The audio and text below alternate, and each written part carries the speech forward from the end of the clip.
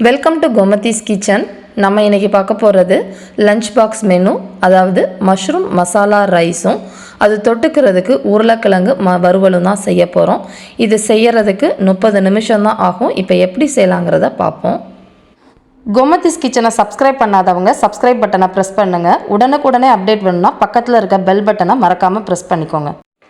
இப்போ மசாலா ரைஸ் செய்கிறதுக்கு இப்போ ஒரு விழுது அரைக்கணும். அதுக்கு ஒரு பேனில் 1 டேபிள் ஸ்பூன் அளவுக்கு எண்ணெய் சேர்த்துருக்கிறேன். அதில் ஒரு பெரிய வெங்காயம், அதாவது 1 கப் அளவுக்கு இந்த சைஸில் கட் பண்ண வெங்காயத்தை சேர்த்துக்கோங்க. காரத்துக்கு ஏற்ற மாதிரி பச்சை மிளகாய், நான் இன்றைக்கி 6 பச்சை மிளகாய் சேர்த்துருக்கிறேன். ஒரு சின்ன பீஸ் இஞ்சி சேர்த்துக்கோங்க. இந்த சைஸில் கட் பண்ணிங்கன்னா 1 டேபிள் ஸ்பூன் வரும். ஒரு 5 வெள்ளைப்பல் பூண்டை அப்படி 2ஆக கட் பண்ணி போட்டு இதோட சேர்த்து வதக்கிக்கலாம். இது வதக்குறதுன்னு பார்த்தீங்கன்னா ஒரு கண்ணாடி பதம் வர அளவுக்கு வதக்கினா போதுமான அளவு. இதுக்கு 1 கைப்பிடி புதினா, 1 கைப்பிடி மல்லி, இதாவது ஒரு அரை கப் அளவுக்கு புதினாவும் அரை கப் அளவுக்கு மல்லியும் சேர்த்து வதக்கிக்கோங்க. இது எல்லாமே சேர்ந்து நம்ம மல்லி புதினாவும் நல்லா சுருண்டு வதங்கணும். நம்மளோட வெங்காயமும் கொஞ்சம் பொன்னிறமாக வதங்கணும். அது வந்ததுக்கப்புறம் அடுப்பை ஆஃப் பண்ணிவிடுங்க. இப்போ பார்த்தீங்கன்னா நல்லா வதங்கி வந்துருச்சு. இப்போ அடுப்பை ஆஃப் பண்ணிடலாம். இதை ஆற வச்சுட்டு மிக்சியில் நல்லா நைஸாக பேஸ்ட் மாதிரி அரைச்சி எடுத்து வச்சுக்கோங்க. இந்த மாதிரி அரைச்சி எடுத்து வச்சதை ரெடி ஆனதுக்கப்புறமா குக்கரில் ஒரு 2 டேபிள் ஸ்பூன் அளவுக்கு எண்ணெய் சேர்த்துருக்கிறேன். இன்றைக்கி நம்ம 1 கப் அளவுக்கு நம்ம ரைஸ் செய்ய போகிறோம். இதுக்கு தாளிக்கிறதுக்கு ஒரு பட்டை, 2 பிரிஞ்சி,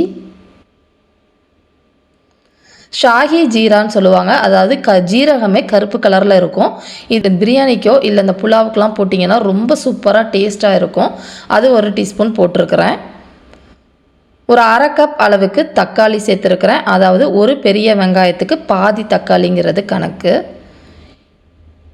இது கொஞ்சம் சாஃப்டாக ஆகிற அளவுக்கு வதக்கிக்கலாம். இந்த சாஃப்டாக வதங்கின உடனே நம்ம இப்போ அரைச்சி வச்சுருக்கிற விழுது இருக்கு இல்லையா, அதையும் இதிலையே சேர்த்துக்கோங்க. நம்ம மிக்சிலையும் ஒரு கொஞ்சமாக தண்ணி ஊற்றி அதையும் இதிலையே சேர்த்துக்கலாம். இப்போ நம்மளோட தக்காளி நல்லா வதங்கி இந்த மசாலா இன்னும் கொஞ்சம் வதங்கி வரணும். அதனால் கொஞ்சம் நேரம் மூடி வச்சு வதக்கிக்கலாம். இப்போ இன்றைக்கி இதுக்கு பாசுமதி ரைஸ் தான் சேர்க்க போகிறோம். இன்றைக்கி நான் 1 கப் அளவுக்கு பாசுமதி அரிசியை காயெல்லாம் கட் பண்ண ஆரம்பிக்கிறப்பயே ஊற வச்சுருங்க. இது குறைஞ்சது ஒரு 20-25 நிமிஷம் ஊறிச்சு அப்படின்னா நம்ம சாதம் பார்த்திங்கன்னா நல்லா பொலன்னு நல்லா நீளமாக இருக்கும். அதனால் ஊற வச்சுருக்கிறேன். இப்போது பார்த்திங்கன்னா ஒரு நிமிஷம் நல்லா வதங்கிச்சிங்கன்னா தக்காளி எல்லாம் வதங்கி வந்துருச்சு இந்த மாதிரி. இப்போ கொஞ்சமாக மஞ்சள் தூள், 1 டீஸ்பூன் அளவுக்கு கரம் மசாலா தூள் சேர்த்துக்கோங்க. இது எப்படி செய்யணுங்கிறவோட வீடியோவோட லிங்க்கு நான் டிஸ்கிரிப்ஷன் பாக்ஸில் கொடுக்குறேன். அதை பார்த்து தெரிஞ்சுக்கோங்க. அப்படி இல்லைன்னா நீங்கள் வச்சுருக்கிற கரம் மசாலா 1 டீஸ்பூன் சேர்த்துக்கோங்க. இதையும் சேர்த்து நல்லா அதோட பச்சை வாசனை போகிற அளவுக்கு வதக்கிக்கலாம். இப்போ நான் இன்றைக்கி ஒரு 10 மஷ்ரூமையும் ஒரு கைப்பிடி பச்சை பட்டாணி, அதாவது ஃப்ரோசன் பச்சை பட்டாணியும் சேர்த்து இந்த மாதிரி பெருசாக கட் பண்ணியிருக்கிறேன். உங்களுக்கு காய் கம்மியாக தான் பிடிக்கும் அப்படின்னா கம்மியாக சேர்த்துக்கோங்க. அதிகமாக பிடிக்கும்னா அதுக்கேற்ற மாதிரி சேர்த்துக்கோங்க. இது கொஞ்சம் நேரம் நல்லா வதங்கட்டும். இப்போ இந்த இதுக்கு தேவையான அளவு உப்பு, 1 டேபிள் ஸ்பூன் அளவுக்கு கல் உப்பு சேர்த்துருக்குறேன். நல்லா வதக்கிட்டு இன்னும் 2 நிமிஷத்துக்கு இதிலேயே வதங்கட்டும். இப்போ பார்த்தீங்கன்னா நல்லா வதங்கி கலர் மாதிரி வந்துருச்சு. இப்போ இந்த ஸ்டேஜ் தான் நம்ம தண்ணி ஊற்றுற ஸ்டேஜு. ஏற்கனவே இப்போ பார்த்தீங்கன்னா மசாலாவில் கொஞ்சம் தண்ணி இருக்குது. 1 கப் அளவுக்கு பாசுமதி அரிசிக்கு 1.5 கப் அளவுக்கு தண்ணி 20 நிமிஷம் ஊறணும். நல்லா கலந்து விட்டுருங்க. நான் 1.25 கப் அளவுக்கு தண்ணி ஊற்றுறேன். ஏன்னா ஏற்கனவே மசாலா ஒரு 1/4 கப் அளவுக்கு இருக்கும். அதனால் 1.25 கப்பு ஊற்றிருக்கிறேன். எல்லாத்தையும் கலந்துட்டு உப்பு செக் பண்ணிக்கோங்க. உப்பு ஒரு கல் கூட இருக்கணும். அந்த மாதிரி இருந்துச்சுன்னா சாதத்துக்கு சரியாக இருக்கும். இப்போ இந்த மாதிரி கொதி வந்ததுக்கப்புறமா ஊற வச்ச அரிசியை நல்லா தண்ணியை வடிகட்டிட்டு அரிசியை மட்டும் சேர்த்துக்கோங்க. கொஞ்சம் மெதுவாக கலந்து கொடுக்கணும். கலந்துட்டு நல்லா உப்பு செக் பண்ணிக்கோங்க. உப்பு பத்தலை அப்படின்னா கொஞ்சமாக இந்த ஸ்டேஜில் போட்டுக்கிட்டிங்கன்னா சரியாக இருக்கும். இப்போ எல்லாம் கலந்தாச்சு. நம்ம குக்கரில் மூடி ஒரே ஒரு விசில் வந்துச்சு அப்படின்னா நம்மளோட மஷ்ரூம் மசாலா ரைஸ் ரெடி ஆகிடும். ரொம்ப டேஸ்ட்டாக இருக்கும். இது இன்னொரு அடுப்புக்கு நான் மாற்றி அதை விசில் வந்துக்கிட்டு இருக்கட்டும். அதுக்குள்ளேயும் நம்ம உருளைக்கிழங்கு வறுவல் செஞ்சிடலாம். இப்போ பார்த்தீங்கன்னா நம்ம வதக்கின இருப்பு சட்டியை யூஸ் பண்ணிக்கோங்க. காலையில் அவசரத்துக்கு அதிகமான பாத்திரம் யூஸ் பண்ணிட வேண்டாம். இப்போ 1 டேபிள் ஸ்பூன் அளவுக்கு எண்ணெய் சேர்த்துருக்கிறேன். தாளிக்கிறதுக்கு சோம்பு ஒரு 1/2 டீஸ்பூன் சேர்த்துக்கோங்க. கொஞ்சமாக கருவேப்பிலை போட்டுக்கலாம். நான் ஏற்கனவே ரைஸ் செஞ்சுக்கிட்டு இருக்கப்போ சைடில் உருளைக்கிழங்க வேக வச்சு கட் பண்ணி எடுத்து வச்சுருக்கிறேன்.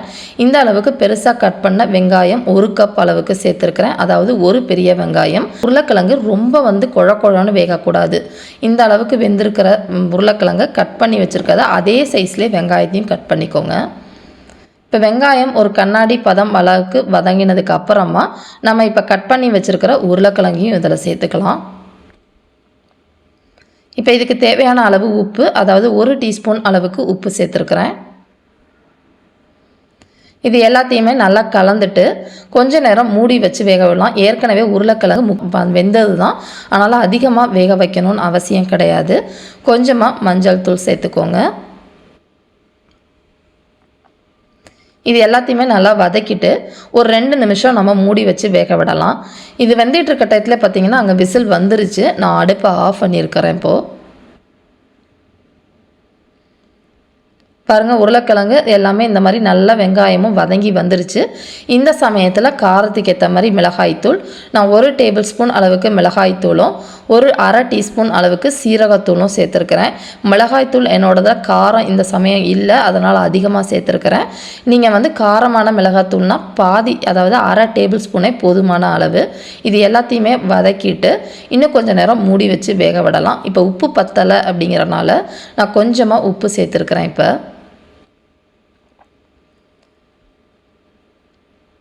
இது பார்த்திங்கன்னா செய்கிறதுக்கு ஒரு 10லேருந்து 15 நிமிஷம் தான் ஆகும். ரெண்டையுமே சைட் பை சைடு ரொம்ப ஃபாஸ்ட்டாக செஞ்சு முடிச்சிடலாம். அவ்வளோதான், நம்மளோட உருளைக்கிழங்கு வறுவலும் ரெடி ஆகிடுச்சு. கொத்தமல்லி தூவி இறக்கிட வேண்டியது தான். ரொம்ப ஃபாஸ்ட்டாக செஞ்சு முடிச்சிடலாம் இந்த உருளைக்கிழங்கு வறுவல். பார்த்திங்கன்னா குக்கரும் நல்லா விசில் கண்ட்ரோல் ஆகிடுச்சு. இப்போ ஓப்பன் பண்ணி பார்த்துடலாம்.